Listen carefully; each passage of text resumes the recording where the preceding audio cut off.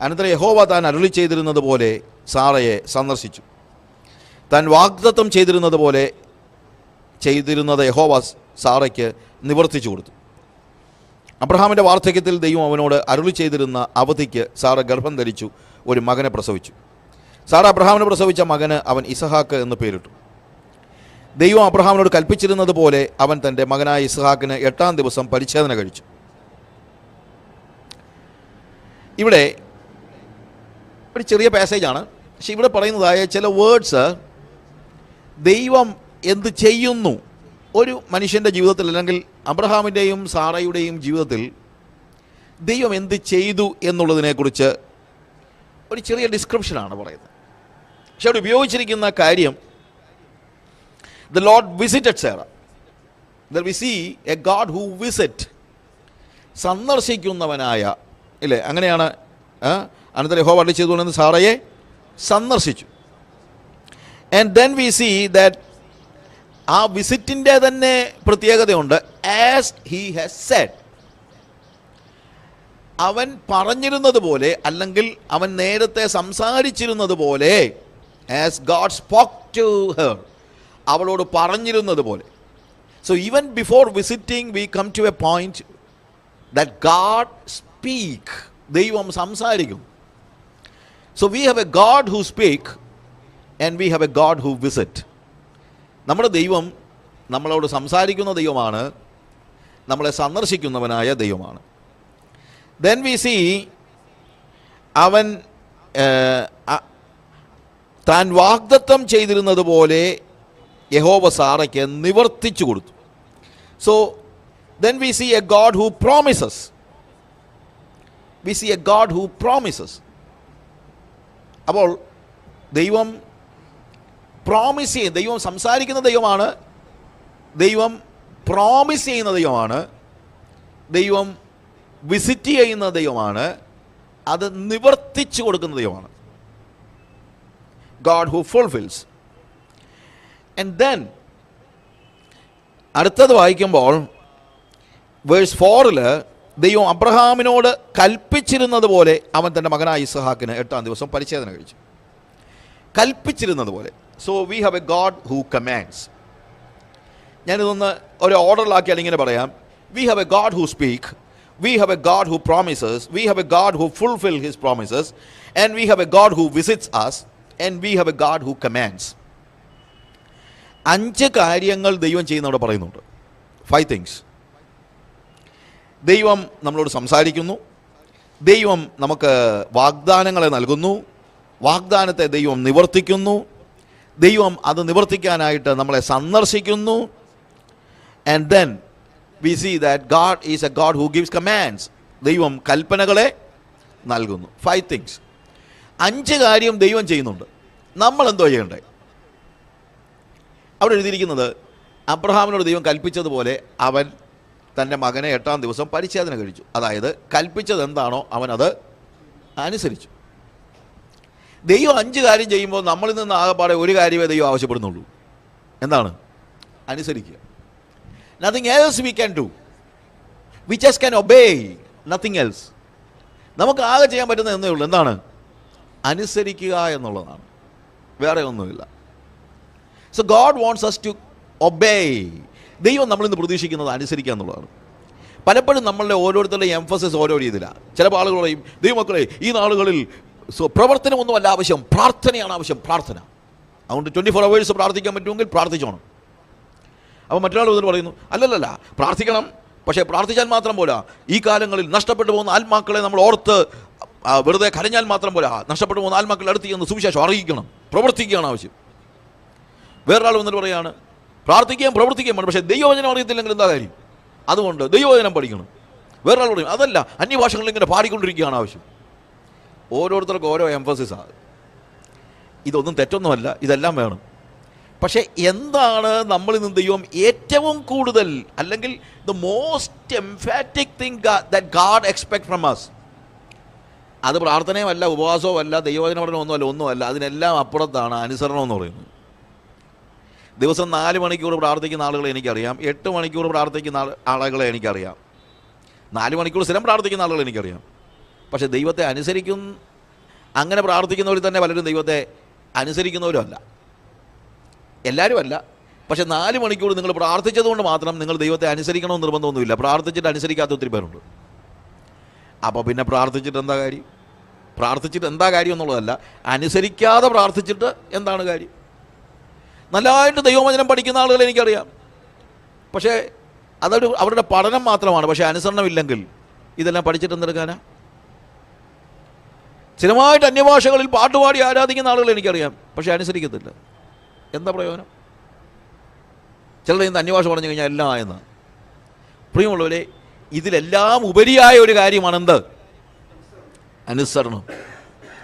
അനുസരിക്കുന്നില്ലെങ്കിൽ ഇതുകൊണ്ടൊന്നും ഒരു പ്രയോജനം ഉണ്ടാകുന്നില്ല. നമ്മുടെ ഭാഗത്തുനിന്ന് ദൈവം ആഗ്രഹിക്കുന്ന ഏറ്റവും വലിയ കാര്യം അനുസരണമാണ്. We need to obey God. ദൈവത്തിൻ്റെ ഭാഗത്തുനിന്ന് ബാക്കി എല്ലാ കാര്യങ്ങളും ചെയ്യുന്നു. ദൈവം സംസാരിക്കുന്നു, ദൈവം പ്രോമിസസ് തരുന്നു, ദൈവം ആ പ്രോമിസസ് ഫുൾഫിൽ ചെയ്യുന്നു, ദൈവം നമ്മളെ വിസിറ്റ് ചെയ്യുന്നു, ദൈവം നമ്മളോട് കൽപ്പിക്കുന്നു. നമ്മൾ എന്ത് ചെയ്യണം? അനുസരിക്കണം. ഇതിൽ ഓരോന്നും പറയാനായിട്ട് നമുക്ക് നേരമില്ല. 1 hour കൊണ്ട് നമുക്കത് പറയാൻ പറ്റത്തില്ല. എന്നാൽ ഫസ്റ്റ് തിങ്, അതാണ് ഞാനൊന്ന് എംഫസൈസ് ചെയ്യാൻ ഉദ്ദേശിക്കുന്നത്. V have a God who speak. എങ്കിലും അതിനിടയ്ക്ക് ഒരു കാര്യം ഞാൻ പറയാം. V have a God who visit. നമ്മളെ സന്ദർശിക്കുന്നവനായ ഒരു ദൈവം. ദൈവത്തിൻ്റെ ഒരു പ്രത്യേകത, ദൈവം നമ്മളെ സഹായിക്കുന്നത് ദൂരെ ഇരുന്നുകൊണ്ടല്ല. ദൂരെ ഇരുന്നുകൊണ്ട് സഹായിക്കാൻ അവന് പ്രയാസമൊന്നുമില്ല. പക്ഷേ പലപ്പോഴും ദൈവം ദൂരെ ഇരുന്നല്ല സഹായിക്കുന്നത്, സന്ദർശിച്ചുകൊണ്ടാണ് സഹായിക്കുന്നത്. നമ്മൾ 136 സങ്കീർത്തനം സാധാരണ പാടുമ്പോൾ നിങ്ങൾക്കറിയാമല്ലോ, റെസ്പോൺസീവായിട്ട് പാടുമ്പോഴത്തേക്ക് അവൻ നല്ലവനല്ലോ, അവൻ്റെ ദയ എന്നേക്കും ഉള്ളത്. അവൻ്റെ ദയ എന്നേക്കും ഉള്ളതെന്ന് പിന്നീട് പറയുന്നുള്ളെങ്കിലും നമ്മൾ പറയുമ്പം എന്താണ്, നമ്മൾ പിന്നെയും അവൻ നല്ലവനല്ലോ, അവൻ്റെ ദയ എന്നേക്കും ഉള്ളതെന്ന് എല്ലാ വാക്യത്തിൻ്റെ കൂടെ നമ്മൾ പറയും. ഞാൻ പലപ്പോഴും ഈ വാക്യങ്ങൾ റെസ്പോൺസീവായിട്ട് പാടുന്നത് ശ്രദ്ധിച്ചിട്ടുണ്ട്. എപ്പോഴാണ് ഇതങ്ങ് ഭയങ്കര ഒച്ചത്തിലാകുന്നതെന്ന് അറിയാമോ? അവൻ നല്ലവനല്ലോ, അവൻ്റെ ദയ എന്നേക്കും ഉള്ളതെന്ന് പറയുന്നത് എപ്പോഴാണെന്നറിയാമോ? നമ്മുടെ താഴ്ചയിൽ നമ്മെ ഓർത്തവനെ എന്ന് പറയുമ്പോൾ എന്തൊരു ശബ്ദത്തിലാണ് നമ്മൾ, അല്ലേ? അവൻ നല്ലവനല്ലോ, അവൻ്റെ ദയ എന്നേക്കും ഉള്ളത്. അത് നമ്മളെ വല്ലാതെ അങ്ങ് പിടിച്ചൊരച്ചിട്ടുണ്ട്. അപ്പം ഞാൻ ആലോചിച്ച്, എന്താ ഇത്രയും അങ്ങ് പറയാനായിട്ട് കാര്യം?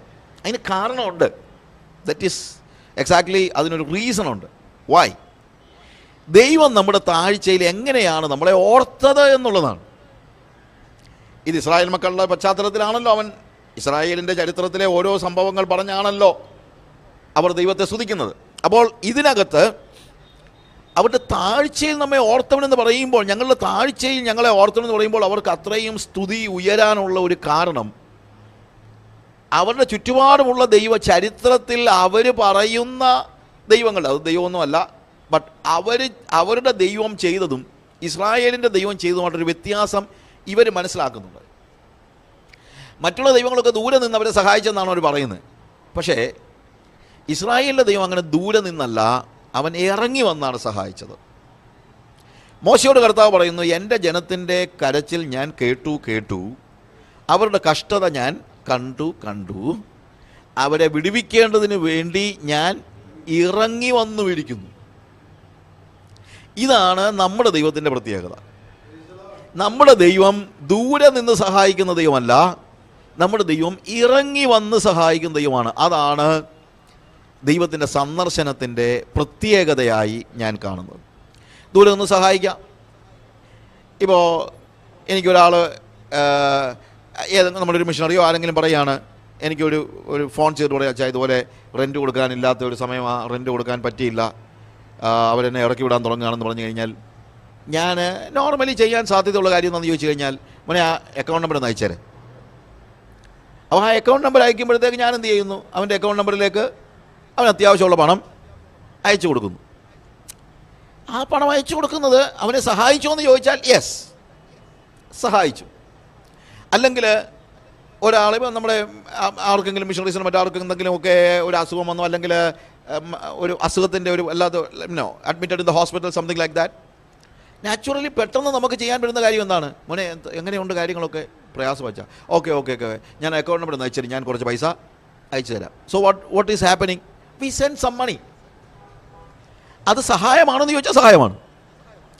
പക്ഷെ ആ സഹായവും മോനെ എന്തു പറ്റി, അത് ഹോസ്പിറ്റലിലാണ്, ഡോക്ടർ ഭയങ്കര പ്രയാസമായിട്ടാണ് പറഞ്ഞിരിക്കുന്നത്, സർജറി വേണമെന്ന് പറഞ്ഞിരിക്കുന്നത്. ആണോ, ഓക്കെ ഓക്കെ ഓക്കെ മോനെ 1 minute ഐ എം കമ്മിങ് എന്ന് പറഞ്ഞ് ഞാൻ ഓടി ചെല്ലുകയാണെങ്കിൽ അതും പൈസ അയച്ചു കൊടുക്കുന്നതുകൊണ്ട് ഭയങ്കര വ്യത്യാസമുണ്ട്. ഞാൻ ചെന്ന് അവൻ്റെ കഷ്ടത്തിൽ പങ്കാളിയായി അവനോട് കൂടെ ഇടപെടുന്ന സമയം, എൻ്റെ സമയവും എൻ്റെ ജീവിതവും കൊടുത്ത് ഞാൻ ചെല്ലുന്നതും ഇവിടെ നിന്ന് 10,000 10,000 25,000 അയച്ചു കൊടുക്കുന്നതും നമ്മൾ വലിയ വ്യത്യാസമുണ്ട്. ഇപ്പോൾ 10,000 10,000 എൻ്റെ അക്കൗണ്ടിൽ നിന്ന് പോയാലൊന്നും വലിയ ആനയൊന്നും സംഭവിക്കാനൊന്നുമില്ല.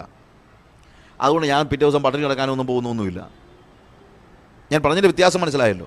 പക്ഷേ ഞാൻ അവൻ്റെ അടുത്തേക്ക് ഓടി ചെല്ലുകയാണെങ്കിൽ പണം നാളെ വരും പോകും, പക്ഷേ I M spending my time, my effort. ഇതൊക്കെ നാളെ വരികയും പോവുകയും ചെയ്യുന്നല്ലോ, സമയം നാളെ വരികയും പോവുകയും ചെയ്യത്തില്ല. ഉണ്ടോ? When I give my time for A person, I M giving my life, because my time is my life. എനിക്ക് ഭൂമിയിലുള്ള ടോട്ടൽ ടൈം എത്രയാണെന്ന് അറിയാമോ? എൻ്റെ ലൈഫ് എത്ര ആണോ അത്രയും സമയമേ ഉള്ളൂ എനിക്ക് ഭൂമിയിലുള്ള സമയം. If I live four 70 years, 70 years is my time. If I live for 40 years, 40 years is my time. So when I spend time with somebody, you know what I'm doing? I am sharing my life with somebody. അതുകൊണ്ടാണ് നമ്മൾ സമയം spend ചെയ്യേണ്ടതിൻ്റെ ആവശ്യകത. അല്ലാതെ ഇച്ചിരി കാശ് കൊടുത്ത് കാര്യങ്ങൾ തീർക്കാമെന്ന് നിങ്ങൾ ചിന്തിക്കുന്നത് വെറും വിഡിതമാണ്. അതൊന്നും അല്ല ദൈവികത. അത് അത്രയെങ്കിലും ചെയ്താൽ മതിയായിരുന്നു ഞാൻ ചിലപ്പോൾ ആലോചിക്കാറുണ്ട്. പക്ഷേ അതിലുപരിയായി ജനങ്ങൾക്ക് ആവശ്യമുള്ളത് പലപ്പോഴും പണം മാത്രമൊന്നുമല്ല. എന്താണ്? Presence, time. ദൈവത്തിൻ്റെ പ്രത്യേകത, ദൈവത്തിന് സ്വർഗത്തിൽ നിന്ന് ഇതൊക്കെ ചെയ്യാനുള്ളതേ ഉള്ളായിരുന്നു. ഇവിടെ ഒരു ദൂതനെ അയച്ചാൽ ഇസ്രായേൽ മക്കളെ മുഴുവൻ എടുത്തോണ്ട് കൊണ്ട് കനാൻ നാട്ടിൽ കൊണ്ടാക്കത്തില്ലേ? നടത്തിയൊന്നും വേണ്ട, എടുത്തോണ്ട്. പക്ഷേ ദൈവം എന്താ ചെയ്തത്? ദൈവം ഇറങ്ങി വന്നു, മരുഭൂമിയിൽ അവരുടെ ഇടയിൽ കൂടാരമടിച്ചു. അവർ പോകുന്നിടത്തെല്ലാം ആ മരുഭൂമി കർത്താവും കിടന്നു. അതാ നമ്മുടെ താഴ്ചയിൽ നമ്മെ ഓർത്തവന് എന്ന് പറയുമ്പോൾ. U understand my friends? ഇതാണ് നമ്മൾ ശ്രദ്ധിക്കേണ്ടതായ ഏറ്റവും പ്രാധാന്യമർഹിക്കുന്നതായ കാര്യം.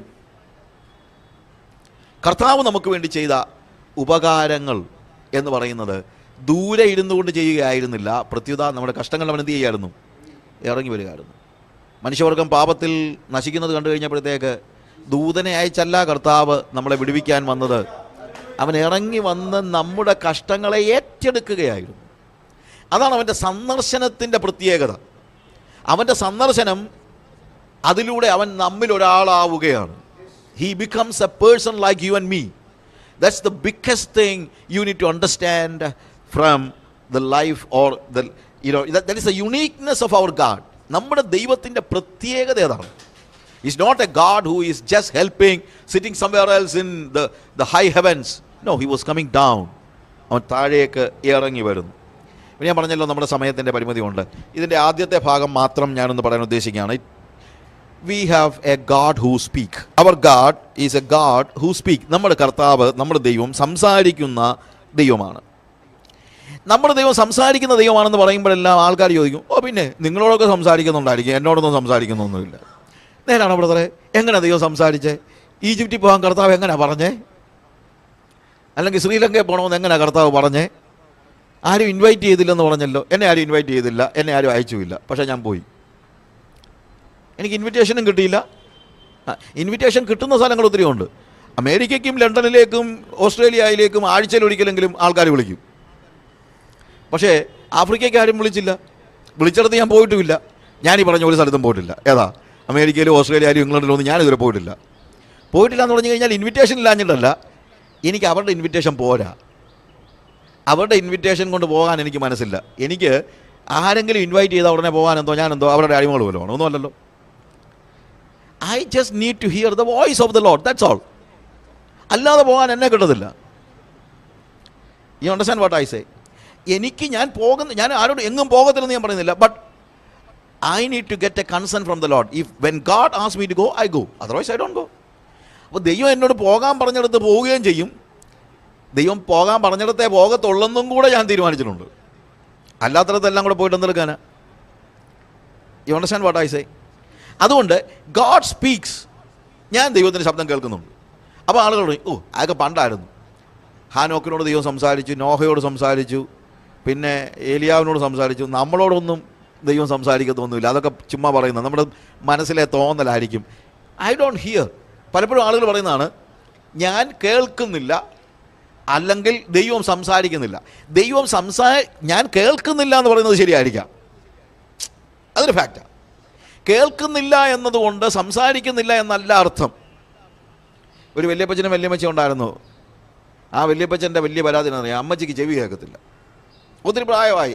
അത് പറയുന്നത് അമ്മച്ചിക്ക് ചെവി കേൾക്കത്തില്ല.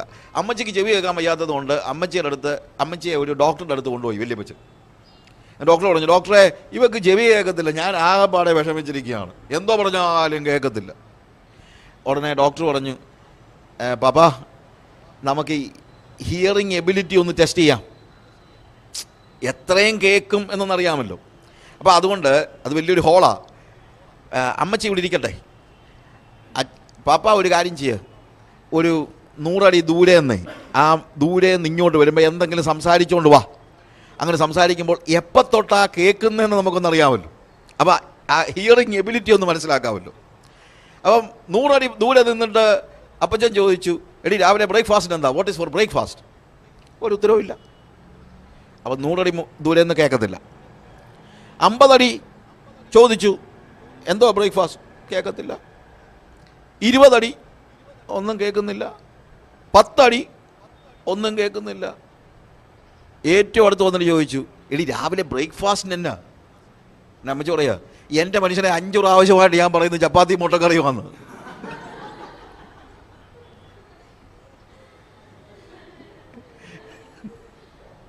അപ്പൊ എന്തുവാ സംഗതി? എന്താ? അപ്പച്ചന് ചെവി കേൾക്കത്തില്ല, അതാ പ്രശ്നം. അപ്പച്ചൻ്റെ പരാതി എന്താ? അമ്മച്ചിക്ക് ചെവി കേൾക്കത്തില്ലെന്നാ. ദൈവം സംസാരിക്കുന്നുണ്ട്, നമ്മൾ കേൾക്കുന്നില്ല, അത്രേ ഉള്ളൂ. അവിടെയാണ് പ്രശ്നം. God always speak. ദൈവം എപ്പോഴും സംസാരിക്കുന്നു. പക്ഷെ അത് കേൾക്കണമെങ്കിൽ നമ്മൾ സെൻസിറ്റീവ് ആയിരിക്കണം. നമ്മുടെ ചെവി നമ്മൾ സെൻസിറ്റീവ് ആയിരിക്കണം. That's the biggest thing we need to understand. Because God many times speak in a still small voice. We always want to see that God is speaking in a loud voice. എല്ലാവരുടെയും ചിന്ത ക്രൂസൈഡിലാണ് കർത്താവ് സംസാരിക്കുന്നതെന്ന്. കർത്താവ് പലപ്പോഴും സംസാരിക്കുന്നത് വലിയ ക്രൂസൈഡിലൊന്നും അല്ല, വലിയ ഒച്ചത്തിലല്ല. 20,000 വാട്ട്സ് സൗണ്ട് സിസ്റ്റം ഉണ്ടെങ്കിലേ കർത്താവിന് സംസാരിക്കാൻ പറ്റുള്ളൂ എന്നാണ് പലരുടെയും ചിന്ത. God speaks in A still small voice. ദൈവം പലപ്പോഴും സംസാരിക്കുന്നത് ഒരു നേർത്ത മൃദു സ്വരത്തിലാണ്. നിങ്ങൾക്കറിയാമല്ലോ, എലിയാ പ്രവാചകന്റെ കാര്യം. 1 രാജാക്കന്മാരുടെ പുസ്തകം 19-ാം അധ്യായത്തിൻ്റെ 1 മുതലുള്ള വാക്യങ്ങൾ, സമയക്കുറവുകൊണ്ട് ഞാൻ വാക്യങ്ങൾ വായിക്കുന്നില്ല. അവിടെ കർത്താവ് എന്താണ് കർത്താവ് ഏലിയാവിനോട് പറയുന്നു, നീ ഒരു കാര്യം ചെയ്യണം, ഞാൻ നിന്നോട് സംസാരിക്കേണ്ടതിന് നീ എൻ്റെ സന്നിധിയിൽ നിൽക്ക. അവൻ വന്ന് നിന്നപ്പോൾ 1 Kings 19 അവൻ അവിടെ വന്ന് നിന്നപ്പോഴത്തേക്ക് കർത്താവ് കടന്നു പോവുകയാണ്, ദൈവം കടന്നു പോവുകയാണ്. ആ ദൈവം കടന്നു പോകുമ്പോൾ പല രീതിയിൽ, അല്ലെങ്കിൽ പല ശബ്ദങ്ങൾ എന്ന് പറയണ്ട, സംതിങ് ഹാപ്പൻസ്. ആദ്യം അവിടെ 11 ഓൺവേർഡ്സ് നമ്മൾ വായിക്കുമ്പോൾ, നീ പുറത്ത് പർവ്വതത്തിൽ യഹോവയുടെ മുമ്പാകെ നിൽക്കുക എന്ന് അവൻ കൽപ്പിച്ചു. അപ്പോൾ ഇതാ യഹോവ കടന്നു പോകുന്നു, ശക്തിയുള്ള ഒരു കൊടുങ്കാറ്റ് യഹോവയുടെ മുമ്പിൽ പർവ്വതങ്ങളെ കീറി പാറകളെ തകർത്തു. ആദ്യം എന്താണ്? ഒരു മൈറ്റി വെൻറ്റ്, ശക്തിയുള്ള ഒരു കൊടുങ്കാറ്റ്. പ്രിയമുള്ളവരെ, ഏലിയാവ് ചിന്തിച്ചു, ഇതിനകത്ത് യഹോവ ഇപ്പോൾ തന്നെ വരും. കാര്യം ഈ കൊടുങ്കാറ്റെന്ന് പറയുമ്പോഴത്തേക്ക് അവിടെ ഉപയോഗിച്ചിരിക്കുന്ന വാക്ക് തന്നെ വിൻഡ് എന്ന് പറഞ്ഞു കഴിഞ്ഞാൽ ആത്മാവിന് ഉപയോഗിക്കുന്ന അതേ വാക്ക് തന്നെയാണ് വിൻഡിന് ഉപയോഗിക്കുന്നത്. The Hebrew word for wind and spirit is the same. So he thought God is there. ദൈവം അവിടെ ഉണ്ടെന്ന് തന്നെയാണ് അവൻ്റെ ചിന്ത. പക്ഷേ കൊടുങ്കാറ്റിൽ അത് തന്നെയല്ല, അതിൻ്റെ പ്രവൃത്തിയൊക്കെ ഭയങ്കരമാണ്. എന്ത്? അവിടെ ശക്തിയുള്ള കൊടുങ്കാറ്റിൽ യഹോവയുടെ മുമ്പാകിൽ പർവ്വതങ്ങളെ കീറി പാറകളെ തകർത്തു. ചിലരുടെ ചിന്ത കർത്താവിൻ്റെ എല്ലാം തകർക്കുന്ന രാജരാജൻ എന്നുള്ളതാണ് നമ്മുടെ ചിന്ത. ചിലപ്പോൾ ദൈവം തകർക്കും, പക്ഷേ എപ്പോഴും ദൈവം തകർക്കത്തില്ല. നമുക്ക് പക്ഷെ തകർത്തേലേ ദൈവം ഉണ്ടെന്ന് തോന്നത്തുള്ളൂ. അതുകൊണ്ട് ഏലിയാവ് ചിന്തിച്ചു ഇതിനകത്ത് കർത്താവ് ഉണ്ടെന്ന്, യഹോവ ഉണ്ടെന്ന്. പക്ഷേ കൊടുങ്കാറ്റിൽ യഹോവ ഇല്ലായിരുന്നു. കാറ്റിൻ്റെ ശേഷം ഒരു ഭൂകമ്പം ഉണ്ടായി. ഭൂകമ്പത്തിലും യഹോവ ഇല്ലായിരുന്നു. ഭൂകമ്പത്തിൻ്റെ ശേഷം ഒരു തീ കണ്ടപ്പം ഏലിയാവ് ചിന്തിച്ചു, തീക്കകത്ത് എന്താണ് ഇല്ലായിരിക്കത്തില്ല. കാര്യം കർമ്മേലിൻ്റെ കൊടുമുടിയിലും ദൈവം ഉത്തരവരളിയത് എങ്ങനെയാണ്? തീ കൊണ്ടാണ് ഉത്തരവരളിയത്. അതുകൊണ്ട് തീക്കകത്ത് എന്താണെങ്കിലും ദൈവം കാണും എന്നവൻ ചിന്തിച്ചു. പക്ഷെ തീയിലും യഹോവ ഇല്ലായിരുന്നു. അപ്പം ഇവൻ ചിന്തിച്ചതെന്നറിയാമോ? അവൻ ചിന്തിച്ചു, ഇനിയിപ്പം ദൈവം എന്നോട് സംസാരിക്കത്തില്ലായിരിക്കും. കാരണം ഞാൻ ദൈവത്തെ അവിശ്വസിച്ച് അല്ലെങ്കിൽ പേടിച്ച് ഞാൻ എന്തു ചെയ്യുന്നു, ഇസബേലിൻ്റെ ശബ്ദം കേട്ട് ഇറങ്ങിപ്പോയതല്ലേ. അപ്പോൾ എന്നെ ഇനിയും ദൈവത്തിന് ഉപയോഗിക്കാൻ കൊള്ളത്തില്ല എന്ന് കർത്താവ് മനസ്സിലാക്കി. അതുകൊണ്ട് എന്നെ കർത്താവ് ഉപേക്ഷിച്ചതായിരിക്കും എന്നൊക്കെ നിരാശനായിരിക്കുന്നതായ സമയത്ത്, ആ നിരാശയോടുകൂടെ അവൻ നിൽക്കുമ്പോൾ ഏലിയാവ് അങ്ങനെ ദൈവത്തെ കാണാൻ പ്രയാസമായിരിക്കുന്ന സമയത്ത് സാവധാനത്തിലൊരു മൃദുസ്വരമുണ്ടായി. And then came a still small voice. സാവധാനത്തിൽ ഒരു മൃദുസ്വരം.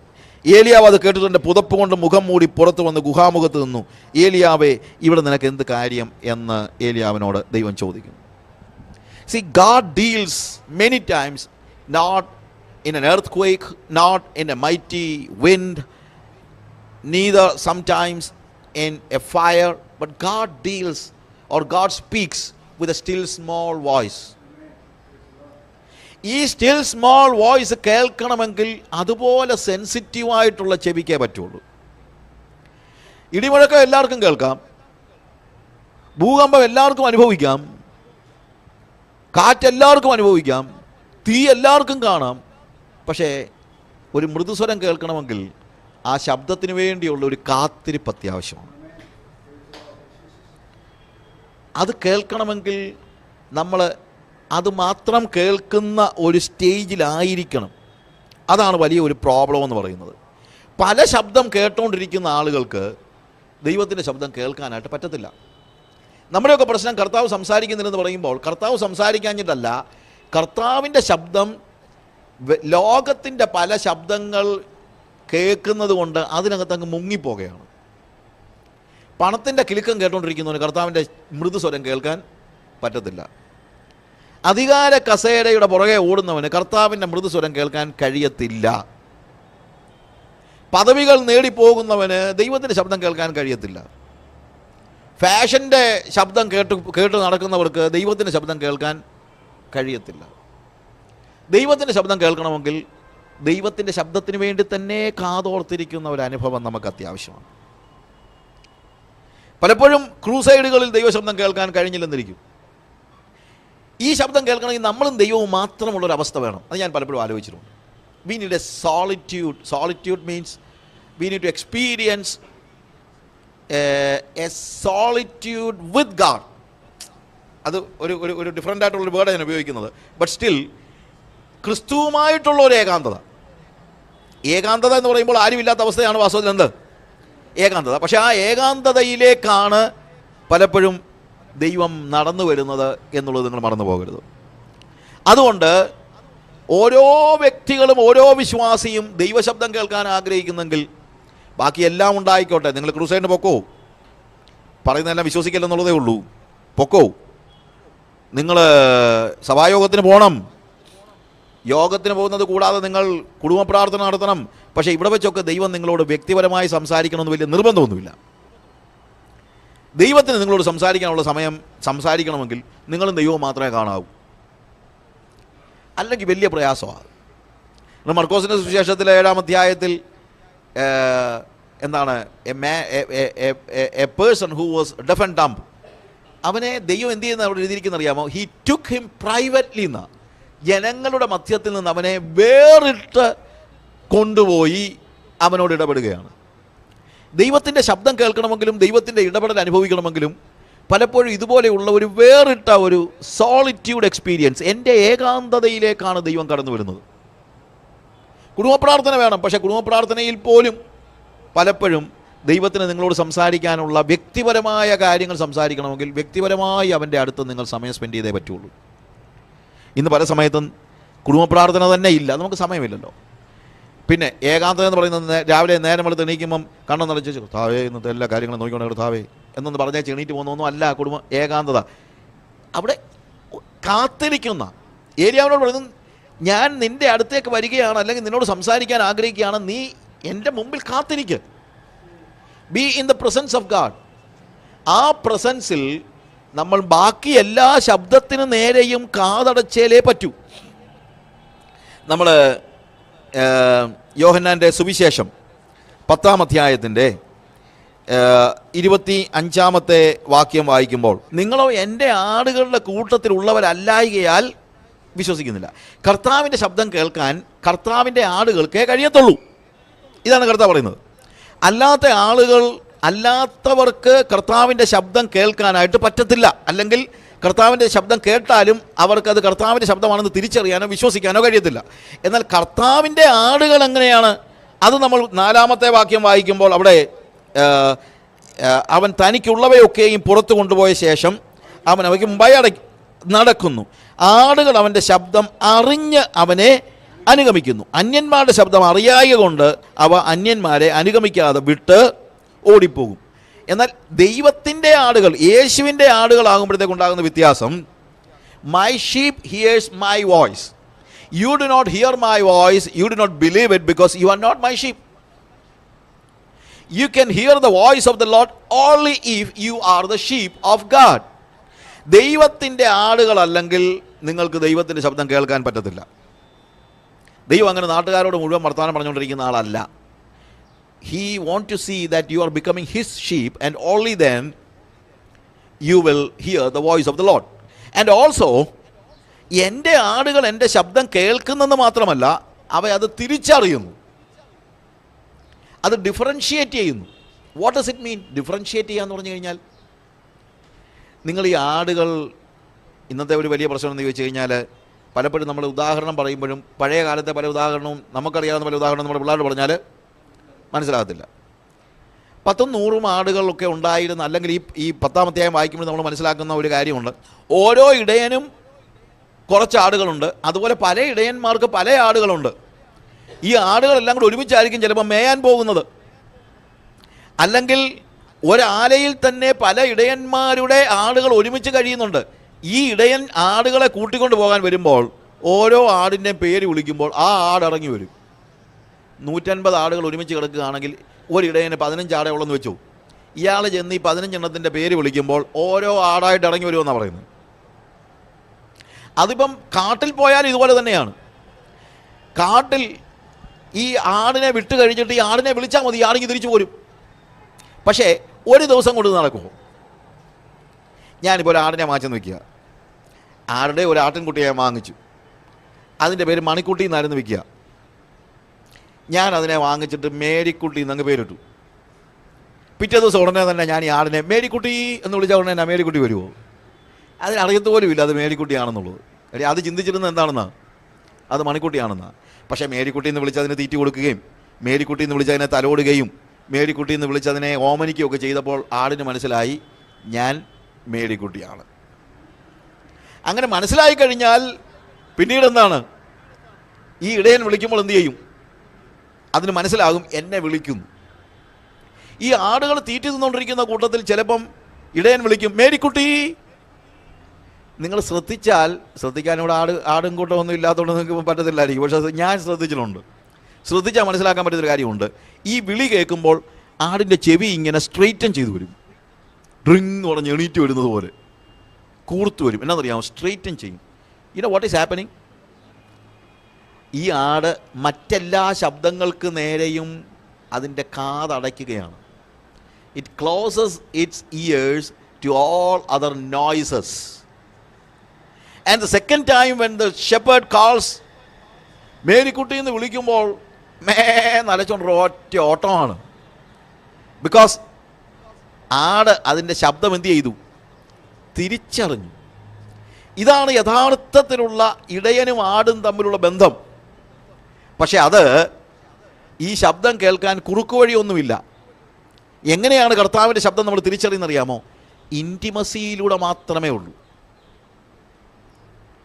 നിങ്ങൾ 1000 ശബ്ദം കേട്ടുകൊണ്ടിരിക്കുന്നതിനിടയ്ക്ക് ഞാൻ ഞായറാഴ്ച ഇടയൻ്റെ ശബ്ദം കേൾക്കാൻ പോയാലൊന്നും ഈ ഇടയൻ്റെ ശബ്ദമൊന്നും നിങ്ങൾ തിരിച്ചറിയത്തൊന്നുമില്ല. If you are a true sheep of God, you always hear the voice of the Lord. എപ്പോഴും അവൻ്റെ ശബ്ദം കേട്ടുകൊണ്ടിരിക്കുന്നവന് മാത്രമേ ശബ്ദം തെറ്റിപ്പോകാതിരിക്കത്തുള്ളൂ. ഇന്നത്തെ ഒരു വലിയ പ്രശ്നം എന്താണെന്നറിയാമോ? നമ്മൾ ഈ ഇടയനുമായിട്ടുള്ള ഏക ബന്ധം ഞായറാഴ്ച 1.5 മണിക്കൂറാണ്. അതും ഈ പറയുന്ന ബന്ധമൊന്നുമില്ല. ആലയിലൊന്ന് കയറുന്നു, ദൈവശബ്ദമൊന്നും കേൾക്കുന്നൊന്നുമില്ല. ചിലപ്പോൾ ആളുകൾ എന്നോട് നമ്മളോടൊക്കെ ചോദിക്കും, അല്ലെങ്കിൽ ചോദിക്കുന്ന ഒരു കാര്യമുണ്ട്, എങ്ങനെയാണ് ബ്രദറെ ഈ ദൈവശബ്ദം എപ്പോഴും കേൾക്കുന്നത്, ദൈവശബ്ദം കേട്ടു എന്നൊക്കെ പറയുന്നത്? ഇത് ഓവർനൈറ്റ് സംഭവിക്കുന്ന കാര്യമൊന്നും അല്ല പ്രിയമുള്ളവരെ. നാളത്തോട് ഞാനോട് ഒന്ന് കേൾക്കാൻ അങ്ങ് തീരുമാനിച്ചേക്കാണെന്ന് പറഞ്ഞാലൊന്നും കേൾക്കാൻ പറ്റുന്നതല്ല. എന്നാൽ അതേസമയം ഇത് പ്രത്യേക ചില ആളുകൾക്ക് വേണ്ടി മാത്രം ദൈവം കൊടുത്ത സ്പെഷ്യൽ എബിലിറ്റി ഒന്നുമല്ല. അവൻ്റെ ആടാണോ ആർക്ക് വേണമെങ്കിലും ഈ ശബ്ദം കേൾക്കണം. അല്ലാതെ ഇത് ഒരു സ്പെഷ്യൽ കൈൻഡ് ഓഫ് സുവിശേഷ വേല ചെയ്യുന്ന ആളുകൾക്കോ മിഷണറിമാർക്കോ വേണ്ടി മാത്രമൊന്നുമല്ല. അവിടെ മിഷണറി ആടുകൾക്ക് മാത്രമാണ് ശബ്ദം കേൾക്കാൻ പറ്റുന്നത്. അല്ല, എനി ഷീപ്പ്, അവൻ്റെ ആടാണോ അവൻ നിന്നെ വിളിക്കുമ്പോൾ കേൾക്കാൻ കഴിയുന്നില്ലെങ്കിൽ അതിൻ്റെ അർത്ഥം നീ പല ശബ്ദങ്ങൾ കേട്ടുകൊണ്ടിരിക്കുകയാണെന്നുള്ളതാണ്.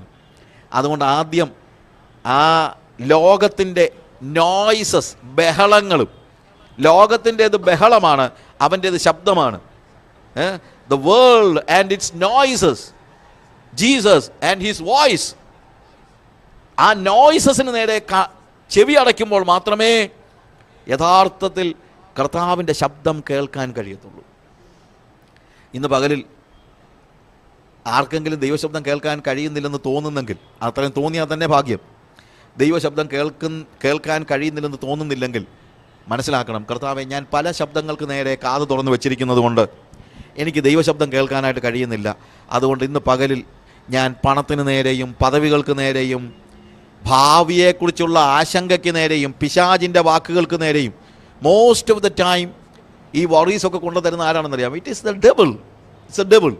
പിശാചിൻ്റെ ശബ്ദം കേൾക്കുന്നത് കൊണ്ടും ലോകത്തിൻ്റെ ശബ്ദം കേൾക്കുന്നത് കൊണ്ടും ജഡത്തിൻ്റെ ശബ്ദം കേൾക്കുന്നത് കൊണ്ടും നമുക്കുള്ള 3 ശത്രുക്കളാണ്. എന്താണ്? ലോകം, ജഡം, പിശാച്.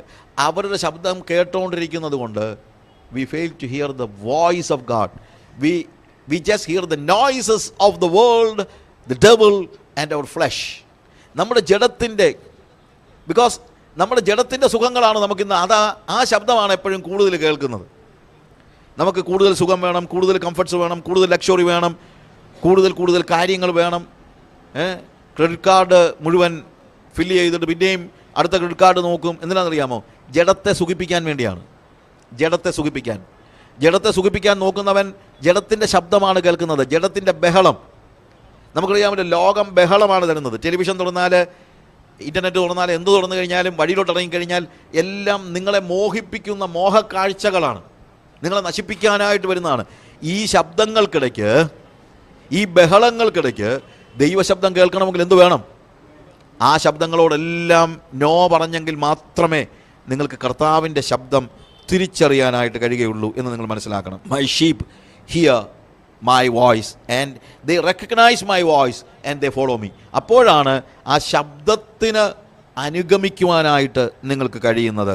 എന്നാൽ അതേസമയം ഈ ദൈവം നമ്മളോട് സംസാരിക്കുമ്പോൾ ആ സംസാരിക്കുന്നത് കേൾക്കാൻ നമ്മൾ നിന്നു കൊടുക്കണം.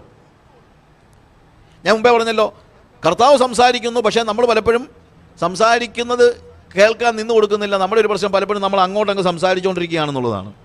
എന്നാൽ ദൈവം സംസാരിക്കുമ്പോൾ അവൻ്റെ സംസാരം തിരിച്ചറിയാനും നിന്നു കൊടുക്കാനും തയ്യാറാണെങ്കിൽ അവൻ തീർച്ചയായിട്ടും നമ്മളോട് ഇടപെടുകയും സംസാരിക്കുകയും വഴി നടത്തുകയും ചെയ്യും. ശമൂവേലിൻ്റെ കാര്യം ഒന്ന് ആലോചിച്ച് നോക്കി. നമ്മൾ 1 ശമൂവേൽ 3-ാം അധ്യായം വായിക്കുമ്പോഴത്തേക്ക് അവിടെ ഏലി പുരോഹിതനും ശമൂവേൽ ബാലൻ കിടന്നുറങ്ങുകയാണ്, ദേവാലയത്തിൽ കിടന്നുറങ്ങുകയാണ്. First Samuel chapter 3 verse 10 onwards. So there we see അവിടെ ഒരു പ്രീസ്റ്റാണ് ഏലി പുരോഹിതനും പിന്നെന്താണ് ശമൂവേൽ ബാലനും. യഹോവ വന്ന് വിളിച്ചപ്പോൾ ഇത് എത്രാമത്തെ പ്രാവശ്യമാണെന്ന് അറിയാമോ? ഇറ്റ്സ് എ തേർഡ് ടൈം, അല്ലേ? 3-ാമത്തെ പ്രാവശ്യം, റൈറ്റ്? മൂന്നാമത്തെ പ്രാവശ്യം, നേരത്തെ 2 പ്രാവശ്യം വിളിച്ചു. 2 പ്രാവശ്യം വിളിച്ചപ്പോൾ ഇവന് മനസ്സിലായില്ല ആര് സംസാരിക്കുകയാണെന്ന്, യഹോവയാണ് സംസാരിക്കുന്നതെന്നുള്ളത്. ആദ്യം വിളിച്ചു കഴിഞ്ഞപ്പോൾ അവൻ ഓടിച്ചെന്ന് ഏലി പുരോഹിതൻ്റെ അടുത്ത് എന്ന് പറഞ്ഞു, എന്നെ വിളിച്ചോ? അവൻ എന്ത് സേവനവും ചെയ്യാൻ ഇങ്ങനെ നോക്കി നിൽക്കുകയാണ്. എങ്ങനെയെങ്കിലും പുരോഹിതന് ഒരു സേവനം ചെയ്യാൻ നോക്കിയിരിക്കുകയാണ്. എന്നെ വിളിച്ചോ? ഏലി പുരോഹിതൻ പാവം കണ്ണിലോട്ട് ഉറക്കം പിടിച്ചപ്പോഴാണ് ചെറുക്കൻ വന്ന് വിളിച്ചോ എന്ന് ചോദിക്കുന്നത്. പോയി കിടക്കാതെ കിടക്കാം, അമ്മ ഞാൻ വിളിച്ചൊന്നുമില്ല എന്ന് പറഞ്ഞ് ഓടിച്ചു കാണും, ഇല്ലേ? 2ാമത്തെ പ്രാവശ്യം വീണ്ടും പറഞ്ഞു, അല്ല എന്നെ വിളിച്ച കേട്ടല്ലോ. അപ്പോഴാണ് ഏലി പുരോഹിതന് തോന്നിയത്, ഞാൻ വിളിച്ചില്ല, പിന്നെ എന്താ സംഭവിച്ചത്? ചിലപ്പോൾ ദൈവം വല്ലതും വിളിച്ചതാണോ? ഓ, എന്നോട് സംസാരിക്കാതെ ദൈവം ഈ ചെറുക്കനോട് സംസാരിക്കുമോ? എനിക്ക് ഏലി പുരോഹിതനെ വലിയ ഇഷ്ടമാണ് കേട്ടോ. എനിക്ക് ഇന്നത്തെ നേതാക്കന്മാരെക്കാളും ഇഷ്ടമാണ് ഏലി പുരോഹിതനെ. എന്നാന്ന് ചോദിച്ചു കഴിഞ്ഞാൽ, ഇയാൾ വളരെ നല്ല കാര്യങ്ങളാണ് ചെയ്യുന്നതല്ല.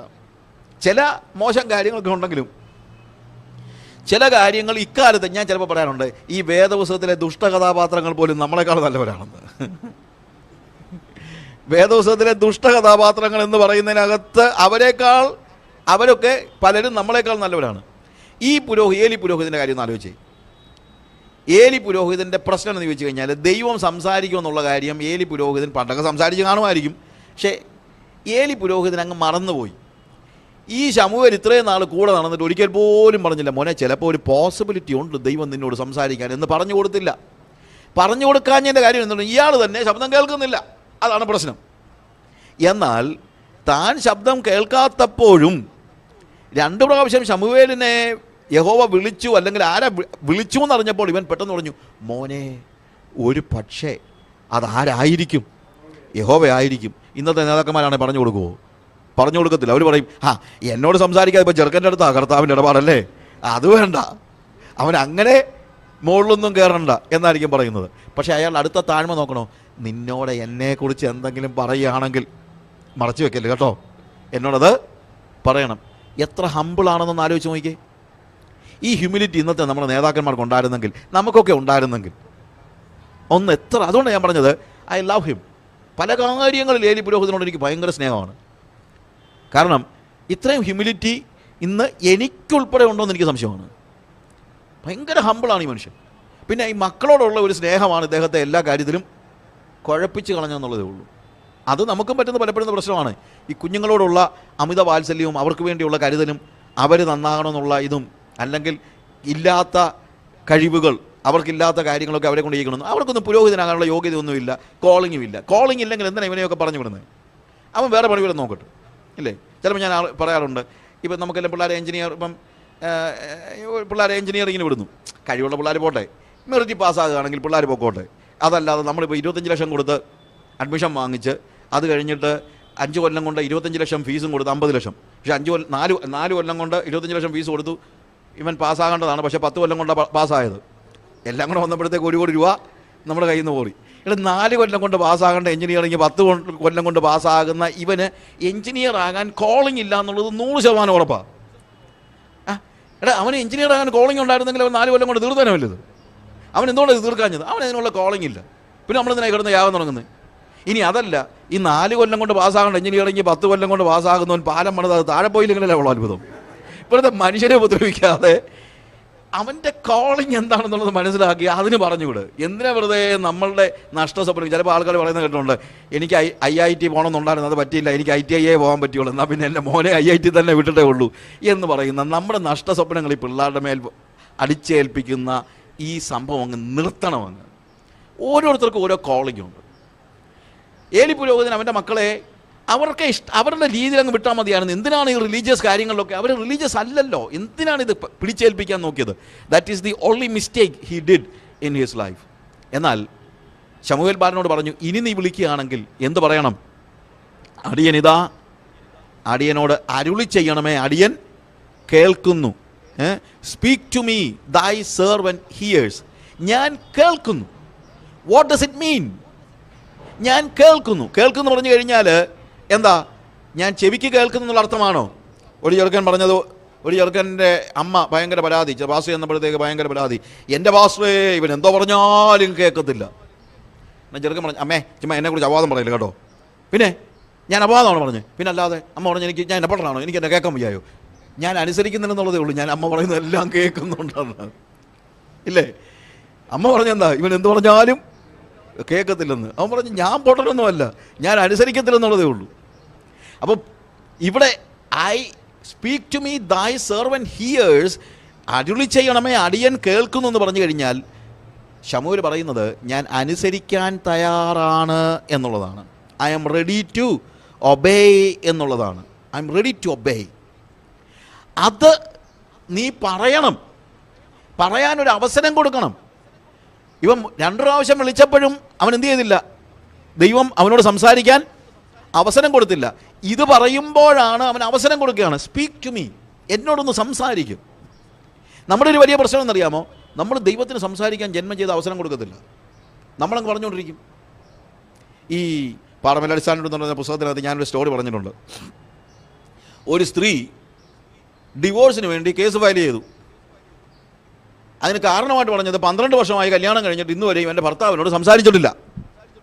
കോടതി പറഞ്ഞു വിവാഹമോചനം അനുവദിച്ചിരിക്കുന്നു. ഉടനെ ഭർത്താവ് പറഞ്ഞു, ബഹുമാനപ്പെട്ട കോടതി, ഞാൻ പറയുന്നതൊന്ന് കേൾക്കണം. താനൊന്നും പറയണ്ടോ, തനിക്ക് താൻ പൊട്ടണമെന്നല്ലോ, താൻ എന്നോട് വർത്തമാനം പറഞ്ഞില്ല, എന്തിനാണോ താൻ കെട്ടിയ പെണ്ണിനോട് ഇത്രയും നാളായിട്ട് വർത്തമാനം പറഞ്ഞില്ലെന്ന് പറഞ്ഞ്. ബഹുമാനപ്പെട്ട കോടതി, അതിനൊരു കാരണമുണ്ട്. എന്ത് കാരണമുണ്ടല്ലോ എന്താണോ? താൻ കെട്ടിക്കൊണ്ട് വന്നതല്ലേ, പറ എന്താ കാരണം? ബഹുമാനപ്പെട്ട കോടതി, കഴിഞ്ഞ 12 വർഷമായി ഞാൻ ഇവളോട് സംസാരിക്കാൻ പരിശ്രമിച്ചുകൊണ്ടിരിക്കുക, പക്ഷെ ഇവളൊന്ന് നിർത്തിയിട്ട് വേണ്ടായോ ഞാനൊന്ന് സംസാരിക്കാൻ? ഇവളൊന്ന് നിർത്തിയിട്ട് വേണ്ട ഞാനൊന്ന് സംസാരിക്കാൻ? ദൈവം മിക്കപ്പോഴും ഇതുപോലെയാണ്. നമ്മളൊന്ന് നിർത്തിയിട്ട് വേണ്ടായോ ദൈവത്തിന് സംസാരിക്കാൻ? പ്രാർത്ഥിക്കാൻ അങ്ങോട്ട് ഇരുന്ന് കഴിഞ്ഞാൽ ഡ്രെന്ന് പറഞ്ഞ് ലിസ്റ്റ് വെച്ച് പ്രാർത്ഥിച്ച് യേശുവിൻ്റെ നാമത്തിൽ തന്നെ ആമീൻ എന്ന് പറയുന്നതും കാണാം, എണീറ്റ് ഒറ്റ പോകുമാണ്. നമുക്കൊരു സംതൃപ്തി ഉണ്ടാകും എന്നുള്ളതല്ലാതെ ഈ പ്രാർത്ഥന കൊണ്ട് പ്രത്യേകിച്ച് ഗുണമൊന്നും ഉണ്ടാകത്തില്ല. ലിസ്റ്റ് വെച്ച് ഭയങ്കര പ്രാർത്ഥനയാണ്. ഇത്ര മണിക്കൂർ പ്രാർത്ഥിച്ചു എന്നുള്ളതാണ് നമ്മുടെയൊക്കെ ഒരു സംതൃപ്തി. സ്പർജൻ പറഞ്ഞൊരു കാര്യമുണ്ട്, പ്രാർത്ഥന യാർഡ് വെച്ചല്ല അളക്കുന്നത്, എത്ര നീളമുണ്ടെന്ന് വെച്ചല്ല പ്രാർത്ഥനയെ അളക്കുന്നത്. നമ്മുടെയൊക്കെ ചിന്ത പ്രാർത്ഥന യാർഡ് അല്ലെങ്കിൽ മീറ്റർ വെച്ചാണ് അളക്കുന്നതെന്നാണ്.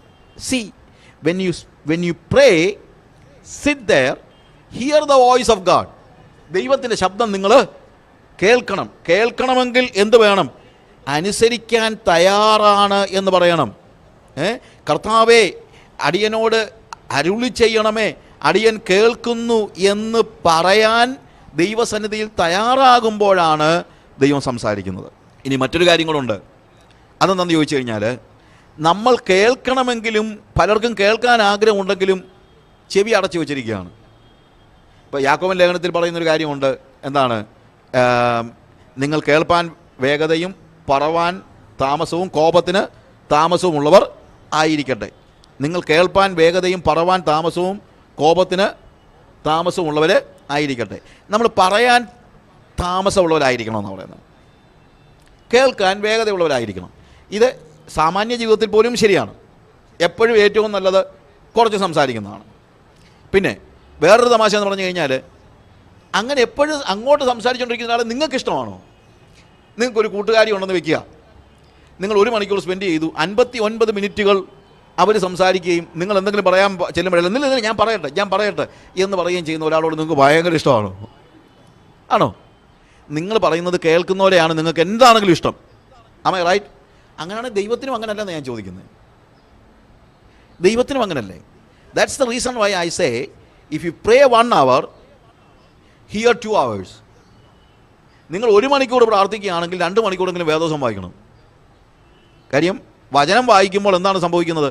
അവിടെ യാക്കോബൻ ലേഖനത്തിൽ കൃത്യമായിട്ട് സമയമില്ലാത്തതുകൊണ്ടാണ് ഞാൻ ഭാഗം എടുത്ത് വായിക്കാത്തത്.